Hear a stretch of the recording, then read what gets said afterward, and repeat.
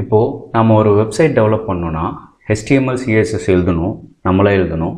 So அடிஷ்னலாக வந்து அது இன்ட்ராக்டிவிட்டி வேணும்னா ஜாவாஸ்கிரிப்ட் ஆட் பண்ணிக்கலாம். ஸோ இது மாதிரி HTML CSS இல்லாமல் நம்மளால் ஒரு வெப்சைட் க்ரியேட் பண்ண முடியுமான்னு கேட்டிங்கன்னா க்ரியேட் பண்ண முடியும். எப்படின்னு பார்த்தோன்னா பூட்ஸ்ட்ராப்னு ஒரு ஃப்ரேம் ஒர்க் வச்சு. So hi everyone, this is Pandu and welcome to coding awareness. So இன்றைக்கி நாம் ஒரு வெப்சைட் க்ரியேட் பண்ணுறதுக்கு பூட்ஸ்ட்ராப் வச்சு எப்படி க்ரியேட் பண்ணலாம் ஈஸியாக.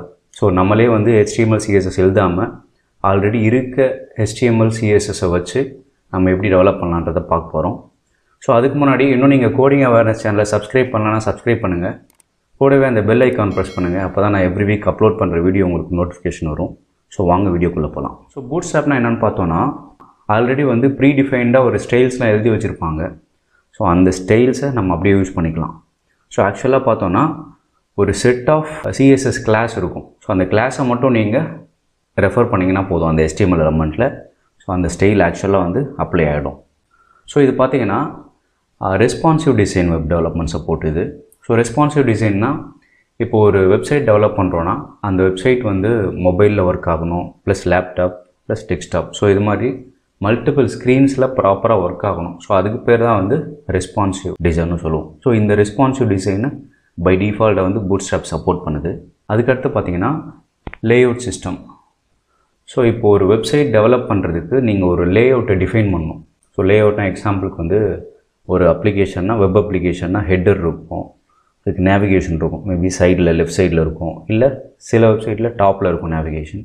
அதுக்கப்புறம் கண்டென்ட். ஸோ மெயின் கண்டென்ட் வந்து எங்கே வரணும், ஸோ அந்த யூசரோட இன்ட்ராக்ஷன்லாம் எங்கே நடக்கணும் பொதுவாக. ஸோ அது ஒரு கண்டென்ட் பேஜ் இருக்கும். ஸோ இது மாதிரி ஒரு ஸ்ட்ரக்சர் டிஃபைன் பண்ணணும். ஸோ இதுக்கான சப்போர்ட் வந்து இதில் இருக்குது, லேஅவுட் சப்போர்ட் இருக்குது. ஸோ அடுத்து பார்த்திங்கன்னா application can be built using components இருக்கும் இதில். ஸோ காம்போனன்ட்ஸ்னால் அப்படின்னா என்னென்னு பார்த்தோன்னா ஒவ்வொரு சின்ன சின்ன எலமெண்ட்ஸும் காம்போனன்ட்ஸ் தான். எக்ஸாம்பிளுக்கு வந்து ஒரு பட்டன் வேணும், அந்த பட்டன் வந்து ஆல்ரெடி ஒரு HTML CSS இருக்கும், அதை அப்படியே நம்ம யூஸ் பண்ணிக்கலாம். இல்லை ஒரு பாப்அப் ஓப்பன் பண்ணோம், ஸோ அது மாதிரி, இல்லை அக்கார்டியன் ஓப்பன் பண்ணோம். ஸோ இது மாதிரி மல்டிபிள் காம்போனன்ட்ஸ் இருக்குது.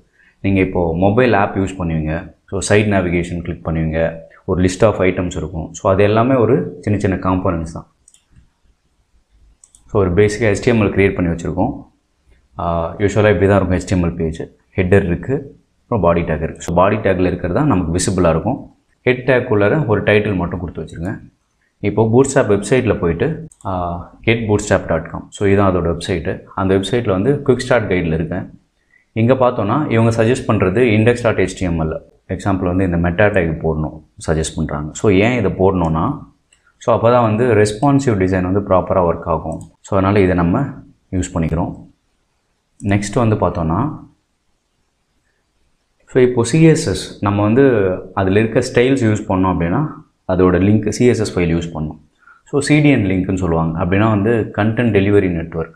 ஸோ எங்கேயாவது ஹோஸ்ட் ஆகிருக்கும் இந்த CSS, அதை நம்ம யூஸ் பண்ணிக்கலாம். ஸோ இதுதான் அது. இந்த CSSஸை நம்ம பேஜில் லிங்க் பண்ணிடுவோம். ஓகே, ஸோ ஹெட்டரில் போட்டாச்சு. ஸோ ஆக்சுவலாக வந்து இவங்க அடிஷ்னலாக ஜாவாஸ்கிரிப்டும் இன்க்ளூட் பண்ணியிருக்காங்க. பட் நமக்கு வந்து இப்போதைக்கு ஜாவாஸ்கிரிப்ட் தேவையில்லை. ஜஸ்ட்டு CSSஸை மட்டும் வச்சு நம்ம டெவலப் பண்ண ஆரம்பிக்கலாம். ஸோ இது இன்னும் அடிஷ்னலாக இங்கே பார்த்தீங்கன்னா ஆப்ஷன்ஸ் இருக்கும். ஸோ இதோட காம்போனன்ட்ஸ், என்னென்ன காம்போனன்ட்ஸ் இருக்குது, லேஅவுட்ஸு, ஹெல்ப்பர்ஸ், ஸோ இது மாதிரி ஃபீச்சர்ஸ் இருக்குது, பூட்ஸ்ட்ராப்போட ஃபீச்சர்ஸ். ஸோ நீங்கள் பார்க்கணுன்னா பார்க்கலாம். இப்போ வந்து ஸோ பேசிக்காக எப்படி டெவலப் பண்ணுறதுன்னு பார்ப்போம். ஓகே, இப்போ சேவ் பண்ணியாச்சு. இந்த ஃபைலோட அவுட்புட் பார்த்தோன்னா எதுவும் இல்லை நம்மக்கிட்ட பாடி டேக்கில். இப்போ ஃபஸ்ட்டு வந்து ஒரு H3ன்னு ஒரு டேக் போடுறேன், பூட்ஸ்ட்ராப்ன்ட்டு, பூட்ஸ்ட்ராப் இன்ட்ரோ. ஸோ இது எப்படி டிஸ்பிளே ஆகும்னு பார்த்தீங்கன்னா சில டிஃபால்ட் ஸ்டைல் அப்ளை ஆகும்.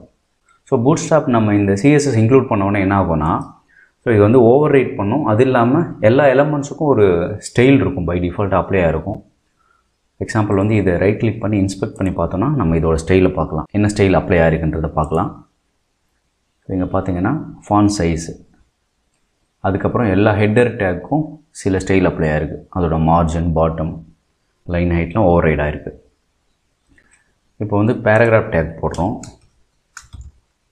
கோடிங் அவேர்னஸ் அப்படின்னு போடுறோன்னா ஸோ அதுக்கும் ஒரு டிஃபால்ட்டாக ஸ்டைல் அப்ளை ஆகும். இன்ஸ்பெக்ட் பண்ணி பார்த்தோன்னா தெரியும். ஸோ ஸோ மார்ஜின் டாப் 0 இருக்குது, பாட்டம் 1 REM ஆட் ஆயிருக்கு. ஸோ இது மாதிரி ஒவ்வொரு எலமெண்ட்டுக்கும் பை டிஃபால்ட்டாக இருக்கும். நாம் வந்து சிம்பிளாக கிளாஸ் யூஸ் பண்ணிக்கலாம். இப்போது div யூஸ் பண்ணிவிட்டு ஒரு கிளாஸ் யூஸ் பண்ணுறேன், கண்டெய்னர் அப்படின்ட்டு. ஸோ கண்டெய்னர் எதுக்கு யூஸ் ஆகும்னு பார்த்தோன்னா லேஅவுட் டிஃபைன் பண்ணுறதுக்காக யூஸ் ஆகும். பட் இங்கே வந்து நமக்கு அதோட அவுட்புட் தெரியாது. பட் அதில் என்ன ஸ்டைல் அப்ளை ஆகுதுன்னு மட்டும் நம்ம பார்க்கலாம். ஸோ இங்கே பார்த்தீங்கன்னா மீடியான்னு ஒன்று ஆட் ஆயிருக்கு. ஸோ மீடியான்றது எதுக்கு யூஸ் ஆகுதுன்னா பிரேக் பாயிண்ட்னு சொல்லுவாங்க இதை. ஸோ மல்டிபிள் ஸ்க்ரீன்ஸில் ஒர்க் ஆகும்னு சொன்னோம் இல்லையா, ரெஸ்பான்சிவ் டிசைன். ஸோ அதுக்காக இது. ஸோ இந்த மினிமம் வித் இருக்க டிவைஸுக்கான ஸோ இங்கே ஸ்டைல் அப்ளை ஆகிருக்கு.